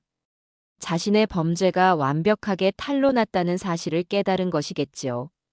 모든 것을 체념한 듯 세미는 갑자기 제 앞에 무릎을 꿇었습니다. 그리고는 언제 그랬냐는 듯 눈물을 펑펑 쏟아내며 제 바짓가랑이를 붙잡고 애원하기 시작했습니다. 어머님, 제가 잘못했어요. 제가 정말 죽을 죄를 지었어요. 어머님 가게가 잘 되는 걸 보니까 질투심에 눈이 멀어서 제가 잠시 미쳤었나 봐요. 제발 한 번만 용서해 주세요. 네. 다시는 안 그럴게요, 어머님. 세미는 마치 연극 배우처럼 서럽고 애절하게 울부짖었습니다. 하지만 그 눈물 속에는 진정한 반성보다는 어떻게든 이 위기만 모면하려는 얄팍한 계산이 깔려 있다는 것을 저는 알 수 있었어요. 만약 쩝쩝대마왕의 방송이 없었다면, 제 가게가 이대로 망해버렸다면 이 아이가 과연 제 앞에서 이렇게 무릎을 꿇고 눈물을 흘렸을까요? 아니요, 절대로 아니었을 겁니다. 아마도 가게를 정리하고 절망에 빠진 제 등 뒤에서 친구들과 낄낄거리며 비웃고 있었겠지요. 저는 제 다리를 붙잡은 세미의 손을 차갑게 뿌리쳤습니다. 일어나라. 네 더러운 눈물, 내 가게 바닥에 흘리지 말고. 어머님, 너의 용서는 내가 해주는 게 아니다. 네가 쓴 그 더러운 거짓말에 속아 넘어간 사람들, 그리고 무엇보다 너 자신에게 직접 빌어야지. 어디 감히 나한테 용서를 구하는 게냐? 저는 더 이상 세미를 상대하지 않고 넋이 나간 채 서 있는 아들 경수에게로 시선을 돌렸습니다. 제 아들이지만 그 순간만큼은 정말이지 한심하고 미워 보였습니다. 그리고 너, 고경수. 넌 이게 다 무슨 상황인지 정말 몰랐다고 말할 테냐? 어머니, 저는 정말 세미가 이 정도일 줄은 몰랐다고? 그래, 몰랐을 수도 있겠지. 하지만 네 아내가 네 어머니의 가게 사진을 찍어 곧 폐업할 곳이라며 조롱하는 글을 올렸을 때 너는 무얼 했지? 내게 그 사실을 알려주며 미안해하기는커녕 네 아내가 상처받을까 전전긍긍하지 않았더냐. 네 어머니가 억울한 소문에 휩싸여 피눈물을 흘리고 있을 때 너는 네 아내의 편에 서서 침묵했다. 이 모든 것을 알고도 내게 먼저 찾아와 사죄하지 않은 너는 명백한 공범이야. 제 서리빨 같은 말에 경수는 고개를 푹 숙인 채 아무런 대답도 하지 못했습니다. 저는 그런 아들에게 제 인생을 건 최후 통첩을 했습니다. 지금 당장 이 여자 데리고 내 눈앞에서 사라져라. 그리고 네 가정을 정말 지키고 싶거든. 이 여자가 자신의 잘못을 어떻게 책임질 것인지 그 방법을 제대로 찾아서 다시 내 앞에 나타나. 만약 그때까지도 네가 어설픈 동정심이나 섣부른 용서를 들먹인다면 그날로 너와 나는 모자간의 연을 끊는 것이다. 내 말 알아들었니? 아들 내외는 제 단호한 태도에 아무런 말도 잇지 못하고 도망치듯 가게를 빠져나갔습니다. 두 사람이 사라지고 난 뒤 저는 한참을 그 자리에 서서 가쁜 숨을 몰아쉬었습니다. 속이 다 시원하면서도 한편으로는 가슴 한구석이 아릿하게 저려왔어요. 제가 원했던 것은 이런 끔찍한 진실 공방이 아니었는데 그저 제 힘으로 당당하게 성공해서 저를 무시했던 며느리의 코를 납작하게 해주고 싶었을 뿐인데 일이 이 지경까지 오게 된 것이 모두 제 탓만은 아닌지 복잡한 마음에 머리가 아파왔습니다. 하지만 감상에 젖어 있을 시간은 없었습니다. 세미의 눈물은 악어의 눈물일 뿐 이대로 두면 그 아이는 또다시 무슨 짓을 저지를지 모르는 일이었습니다. 저는 다음 날 아침 단골 여대생의 도움을 받아 변호사 사무실을 찾아갔습니다. 법이라는 것은 평생 저와는 담을 쌓고 살아온 세상이었지만 이제는 더 이상 피할 수 없다는 것을 깨달았지요. 변호사는 제가 가져간 증거 자료들을 꼼꼼히 검토한 뒤 이건 명백한 승소가 가능한 사건이라고 말해주었습니다.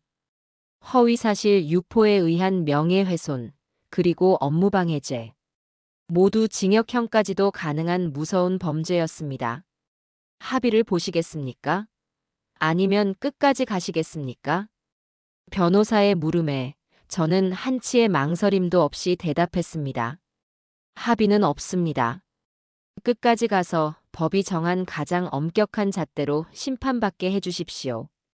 제게 돈은 필요 없습니다. 제가 원하는 것은 저 아이가 자신의 잘못을 뼈저리게 깨닫고 다시는 다른 사람에게 이런 상처를 주지 못하게 만드는 것뿐입니다. 그날 오후 저는 변호사와 함께 경찰서로 가 정식으로 며느리 김세미를 고소했습니다. 경찰서 문을 나서는 순간 아이러니하게도 제 마음은 너무나도 평온했습니다. 이것은 복수가 아니었습니다. 제 자신을 지키고 제가 평생을 바쳐 이룩한 맛의 명예를 지키기 위한 정당한 싸움의 시작일 뿐이었습니다. 선처는 절대 없다. 저는 제 마음속에 다시 한번 굳게 못을 박았습니다. 며느리를 고소하고 난 뒤 제 일상은 오히려 더욱 바쁘고 활기차졌습니다.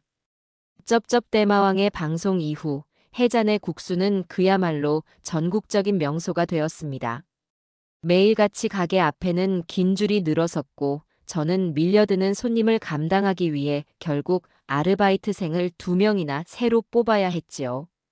그중 한 명은 당연히 저의 가장 든든한 조력자인 단골 여대생이었습니다.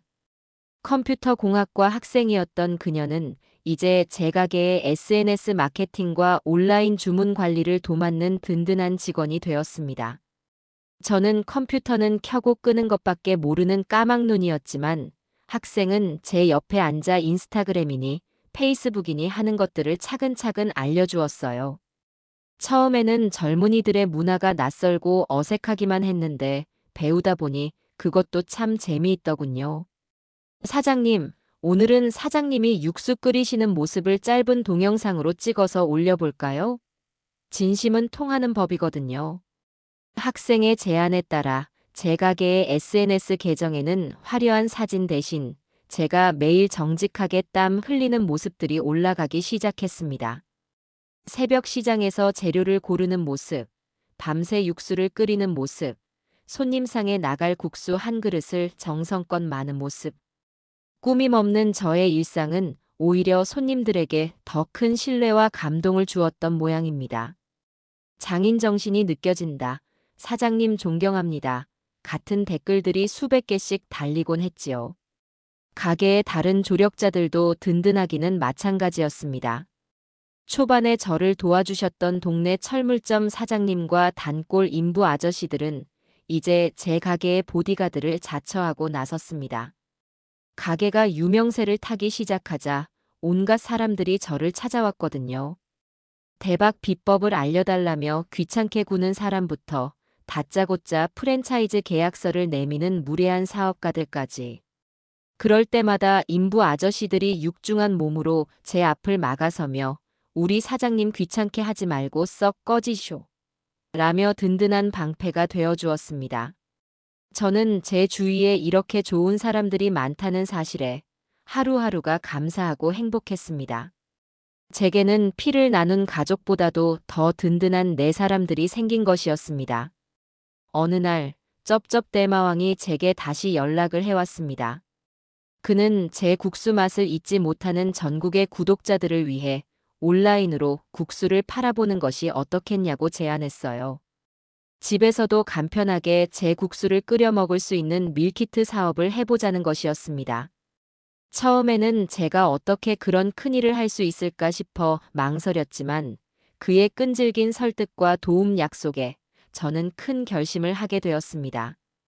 그의 도움을 받아 저는 해잔의 국수를 개인 사업자가 아닌 정식 법인으로 전환했습니다. 등기부등본에 대표이사 임혜자라는 제 이름이 찍히는 순간 저는 또 한 번 벅찬 감동을 느꼈어요. 며느리의 모욕이 아니었다면 저는 평생 제가 이런 일을 해낼 수 있는 사람이라는 사실조차 모르고 늙어 죽었을 겁니다. 밀키트 사업은 생각보다 훨씬 더 큰 성공을 거두었습니다. 쩝쩝대마왕의 강력한 홍보 덕분에 출시 첫날 준비했던 물량 1만 개가 단 10분 만에 전부 팔려나가는 기염을 토했지요. 저는 결국 공장을 계약하고 직원을 더 뽑아야 했습니다. 해잔의 국수는 이제 작은 골목 식당이 아닌 전국적인 브랜드로 당당하게 성장하고 있었습니다. 그러던 어느 날 저녁 가게 마감을 준비하고 있을 때였습니다. 헬쑥해진 얼굴의 아들 경수가 홀로 저를 찾아왔습니다. 지난번 저에게 쫓겨난 이후로 처음 보는 얼굴이었지요. 아들은 제 앞에 서서 차마 고개도 들지 못하고 한참을 우물쭈물했습니다. 어머니 드릴 말씀이 있어서 왔습니다. 무슨 일이냐? 세미 경찰서에서 조사를 몇 번 받았습니다. 변호사가 그러는데 증거가 너무 명백해서 벌금형이나 집행유예를 피하기는 어려울 것 같다고 합니다. 아들의 목소리는 힘없이 떨리고 있었습니다. 저는 아무 말 없이 아들의 다음 말을 기다렸습니다. 어머니, 제발 고소 좀 취하해 주시면 안 될까요? 샘이 요즘 밥도 제대로 못 먹고 잠도 못 자고 거의 폐인처럼 지내고 있습니다. 이러다 정말 큰일 날 것 같아요. 제가 무릎이라도 꿇겠습니다. 제발 제 아내 좀 살려주세요, 어머니. 경수는 결국 제 앞에 무릎을 꿇고 아이처럼 엉엉 울기 시작했습니다. 아들의 우는 모습을 보니 제 마음도 편치만은 않았습니다. 하지만 저는 약해지려는 마음을 다잡고 단호하게 말했습니다. 일어나라, 경수야. 사내 자식이 왜 이리 꼴사납게 무릎을 꿇는 게냐? 저는 우는 아들을 일으켜 세우고 아들의 눈을 똑바로 쳐다보며 말했습니다. 사람이 살면서 실수는 할 수 있다. 하지만 모든 실수에는 반드시 책임이 따르는 법이야. 네 아내는 지금 자신의 잘못에 대한 책임을 지고 있는 것뿐이다. 그건 내가 아니라 이 나라의 법이 내리는 심판이야. 내가 함부로 거두고 말고 할 수 있는 문제가 아니란 뜻이다. 하지만 어머니, 네가 정말 네 아내를 사랑하고 네 가정을 지키고 싶거든 지금이라도 정신 차려라. 이 아내가 저지른 죄를 섣불리 덮어주려고 하지 말고 그녀가 자신의 죄값을 온전히 치르고 진심으로 반성하고 새로운 사람으로 다시 태어날 수 있도록 옆에서 돕는 것. 그것이 남편인 네가 지금 해야 할 유일한 일이다. 내 말 알겠니? 제 단호한 말에 아들은 더 이상 아무런 말도 하지 못했습니다. 그저 고개를 떨군 채 소리 없이 눈물만 뚝뚝 흘리고 있었지요. 그날 아들은 제게서 어떤 희망도 얻지 못하고 무거운 발걸음을 돌려야만 했습니다. 아들의 축 처진 뒷모습을 보니 가슴 한쪽이 아려왔지만 저는 제 선택을 후회하지 않았습니다. 진정한 용서는 모든 대가를 치르고 난 뒤에야 비로소 이야기할 수 있는 것이니까요. 시간은 참으로 정직하게 흘러갔습니다. 제 가게는 하루가 다르게 번창했고 며느리 김세미는 법의 심판을 피할 수 없었습니다. 결국 세미는 허위사실 유포에 의한 명예훼손 및 업무방해 혐의가 모두 인정되어 수백만 원의 벌금형과 사회봉사 명령을 선고받았습니다. 징역형은 면했지만 평생 지워지지 않을 전과라는 주홍 글씨가 새겨진 셈이었지요. 그 소식을 아들에게 전해 듣고 저는 한동안 마음이 복잡했습니다. 통쾌하다는 생각보다는 일이 어쩌다 이 지경까지 왔을까 하는 씁쓸함이 더 컸던 것 같아요. 그 후로 아들 내외는 한동안 제 앞에 나타나지 않았습니다. 저는 그들의 소식을 굳이 묻지 않았고 그저 제 일에만 묵묵히 집중하며 하루하루를 보냈습니다. 그러던 어느 날 단골 여대생, 아니 이제는 제 가게의 어엿한 정직원이 된 은영 양이 제게 조심스럽게 휴대폰 화면 하나를 보여주었습니다. 그것은 세미가 저를 비방했던 바로 그 맘카페였습니다. 그곳에는 해잔의 국수집 사장님께 진심으로 사죄드립니다라는 제목의 긴 장문의 글이 올라와 있었습니다. 글쓴이는 당연히 며느리 김샘이었습니다. 안녕하세요. 얼마 전 이 게시판에 익명으로 해잔의 국수에 대한 악의적인 거짓 글을 올렸던 사람입니다. 제 어리석고 비열한 행동으로 인해 해잔의 국수 임혜자 사장님과 제 글에 속아 가게에 대한 오해를 하셨을 많은 분들께 씻을 수 없는 상처를 드린 점 고개 숙여 사죄드립니다. 저는 저의 시어머니이신 사장님의 성공을 질투하고 시기한 나머지 이성과 양심을 모두 잃어버렸습니다. 제 한순간의 잘못된 행동이 얼마나 많은 사람들에게 피해를 주는지 법의 심판을 받고 나서야 뼈저리게 깨닫게 되었습니다. 저는 앞으로 제가 받아야 할 모든 비난과 징벌을 달게 받겠습니다. 그리고 평생에 걸쳐 제가 저지른 잘못을 반성하고 또 반성하며 살아가겠습니다. 다시 한번 임혜자 사장님과 저로 인해 상처받으신 모든 분들께 진심으로 죄송하다는 말씀을 드립니다. 저는 그 글을 한참 동안 말없이 읽어내려갔습니다. 글에는 어떤 변명이나 핑계도 없었어요. 오로지 자신의 잘못을 인정하고 용서를 구하는 진심만이 담겨 있었습니다. 이전의 그 가식적인 눈물과는 다른 무언가 진실된 무게가 느껴졌습니다. 며칠 뒤 아들 경수에게서 연락이 왔습니다. 세미가 벌금을 내기 위해 아침부터 밤늦게까지 식당에서 설거지 아르바이트를 시작했다는 소식이었습니다. 경수가 대신 내주겠다고 해도 내가 저지른 죄의 대가는 내 손으로 치러야 한다며 고집을 꺾지 않는다고 했습니다. 그 이야기를 듣고 저는 며칠을 고민했습니다. 그리고 며칠 뒤 저는 경수에게 세미가 일한다는 식당의 주소를 물어 몰래 그곳을 찾아가 보았습니다. 허름한 감자탕 집 주방, 그곳에서 세미는 고무장갑을 낀 채 쉴 새 없이 그릇을 닦고 있었습니다. 화려한 옷과 명품 가방으로 치장했던 예전의 모습은 온데간데 없고 땀과 음식물 쓰레기로 범벅이 된 초라한 모습이었지요. 하지만 이상하게도 저는 그날 본 세미의 모습이 제가 지금껏 봐왔던 그 어떤 모습보다도 가장 인간적이고 아름답다고 느꼈습니다. 그날 이후로도 저는 아무런 행동도 취하지 않았습니다. 그저 묵묵히 세미가 자신의 죗값을 치르는 과정을 지켜볼 뿐이었어요. 그렇게 몇 달의 시간이 흘렀습니다. 세미는 결국 자신의 힘으로 벌금을 모두 완납했고 사회봉사 시간도 성실하게 모두 채웠다고 했습니다. 그리고 어느 가을날 저녁이었습니다. 가게 마감을 준비하고 있을 때 아들 내외가 제 가게를 찾아왔습니다. 몇 달 만에 마주한 세미의 얼굴은 반쪽이 되어 있었지만 그 눈빛은 예전처럼 불안하고 날카로운 대신 차분하고 단단해져 있었습니다. 세미는 제 앞에 서서 아무런 말 없이 깊이 고개를 숙였습니다. 거의 90도에 가까운 아주 길고 긴 인사말이었습니다. 한참 만에 고개를 든 세미는 담담한 목소리로 제게 말했습니다. 어머님, 그동안 정말 죄송했습니다.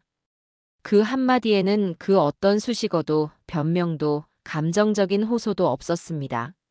하지만 저는 그 짧은 한마디에 담긴 수만 가지의 의미와 무게를 느낄 수 있었어요. 그것은 자신의 잘못을 온전히 마주하고 그 대가를 모두 치른 사람만이 할 수 있는 진정한 사과였습니다. 저는 그런 며느리를 한참 동안 바라보다가 조용히 입을 열었습니다. 주방으로 따라오너라. 세미는 의아한 표정을 지었지만 순순히 저를 따라 주방으로 들어왔습니다. 저는 싱크대 앞에 쌓여있던 오늘 하루의 설거짓거리를 가리키며 말했습니다. 용서는 말로 얻는 게 아니라 행동으로 증명하는 거다. 내일부터 여기로 출근해라. 월급은 최저시급이고 네가 할 일은 여기 있는 이 그릇들을 닦는 일이다. 할 수 있겠니? 제 갑작스러운 제안에 세미와 옆에 서 있던 경수의 눈이 동그랗게 커졌습니다. 세미의 눈에는 이내 뜨거운 눈물이 차올랐습니다. 하지만 이번의 눈물은 지난번의 그 가식적인 눈물과는 질적으로 다른 진정한 참회의 눈물이라는 것을 저는 알 수 있었습니다. 세미는 흐르는 눈물을 닦지도 못한 채 고개를 세차게 끄덕였습니다. 그렇게 며느리 김세미는 해잔의 국수의 설거지 담당 막내 직원으로 새로운 인생을 시작했습니다. 처음에는 당연히 모두가 반대했습니다. 직원들은 사장님 며느리였던 사람을 부리기 불편해했고 저의 조력자들은 며느리를 다시 받아주는 저를 이해할 수 없다며 화를 내기도 했지요. 하지만 세미는 묵묵히 자신의 자리에서 최선을 다했습니다. 하루 종일 허리 한번 펴지 않고 설거지를 했고 누구보다 먼저 출근해서 가게 청소를 했습니다. 힘들다는 내색 한번 하지 않았고 예전의 그 거만하고 이기적인 모습은 어디서도 찾아볼 수 없었습니다. 시간이 흘러 모든 것이 변한다는 말은 어쩌면 제 인생 그 자체를 두고 하는 말인지도 모르겠습니다.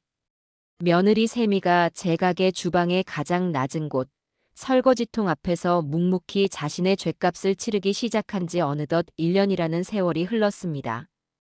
강산도 변한다는 10년의 세월에 비하면 찰나와도 같은 시간이지만 저와 제 가족에게 지난 1년은 그야말로 천지가 개벽하는 듯한 시간이었습니다.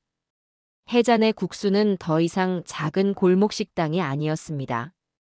쩝쩝대마왕의 방송 이후 폭발적인 성장을 거듭하여 이제는 전국에 수십 개의 직영점을 둔 어엿한 중견 외식 기업이 되어 있었지요. 사람들은 저를 더 이상 국수집 사장님이라고 부르지 않았습니다. 신문과 방송에서는 연일 저를 요식업계의 신데렐라, 서민 갑부의 살아있는 전설이라며 추어 올렸고 제 이름 앞에는 늘 이매자 회장님이라는 평생 입어본 적 없는 옷처럼 어색하고 거창한 수식어가 따라붙었습니다. 저의 아침은 이제 더 이상 텅 빈 낡은 빌라에서 시작되지 않았습니다.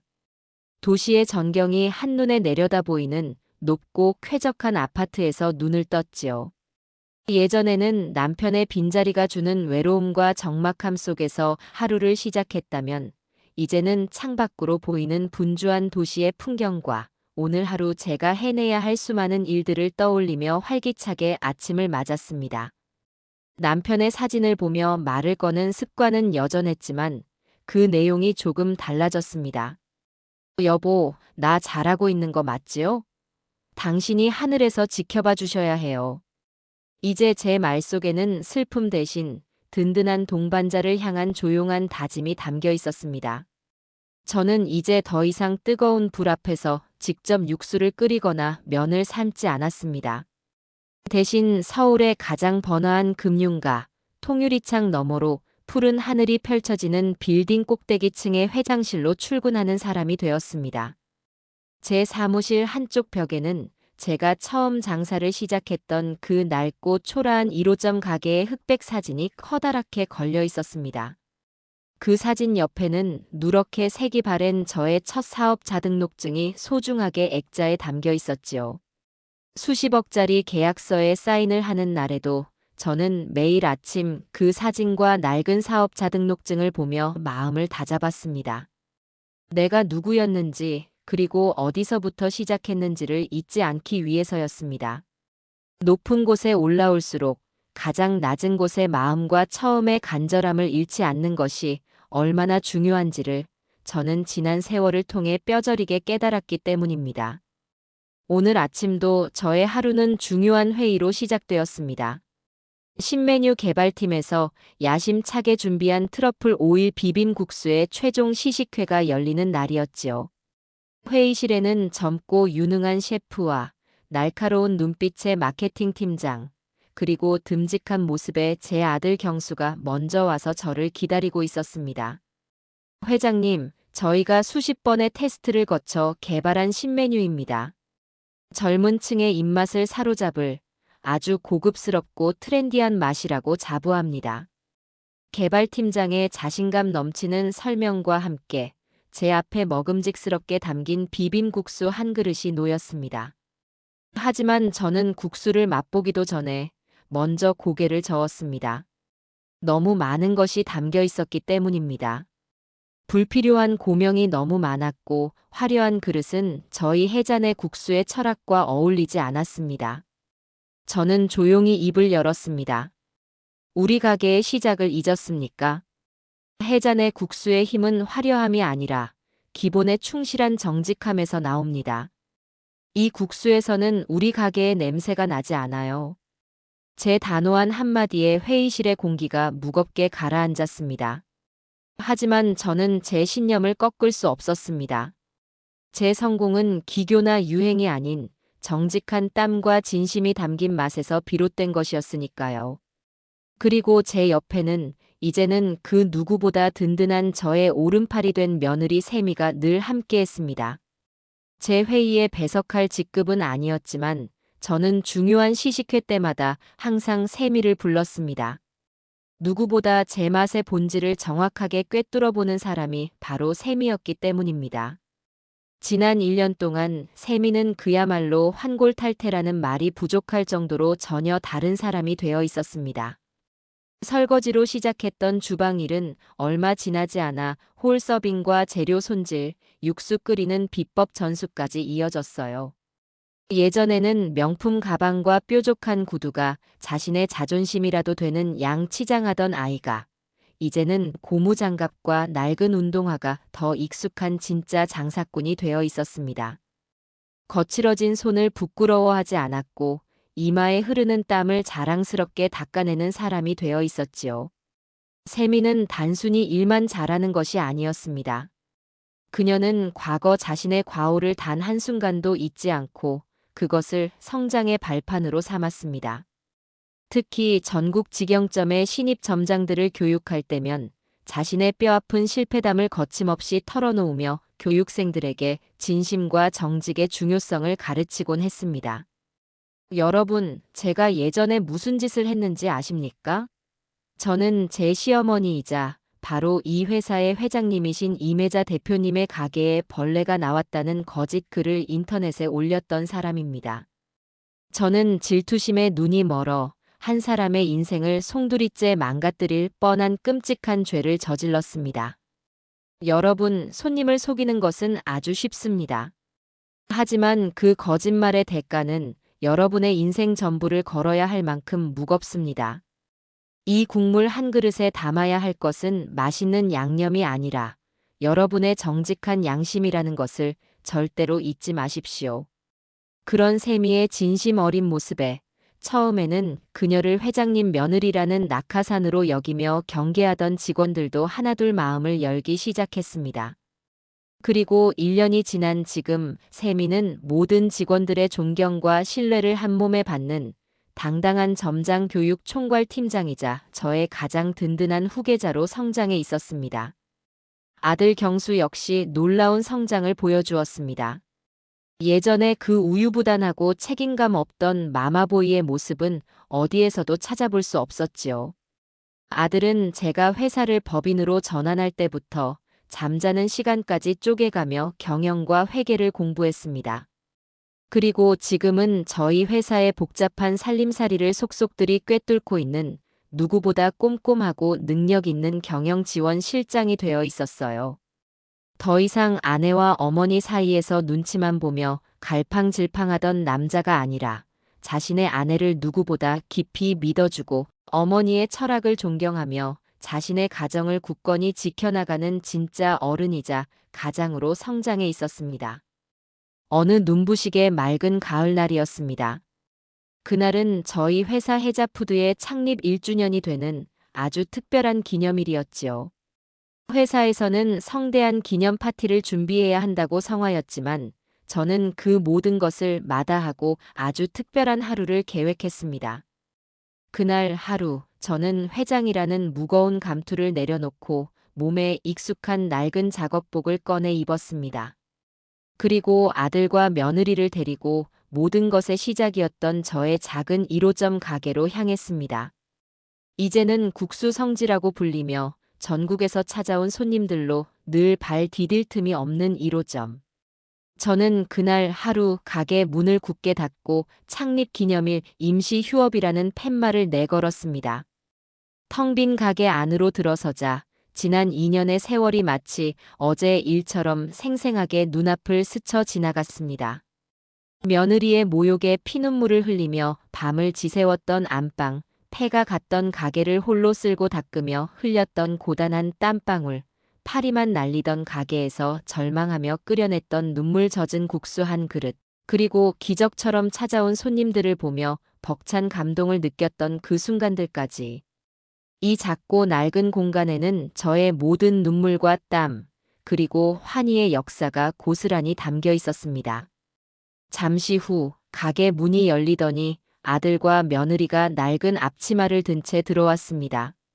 제가 아무 말 없이 이곳으로 오라고 했을 뿐인데 두 사람은 이미 제 마음을 다 읽고 있었다는 듯 자연스럽게 제 옆에 서서 함께 앞치마를 둘렀습니다.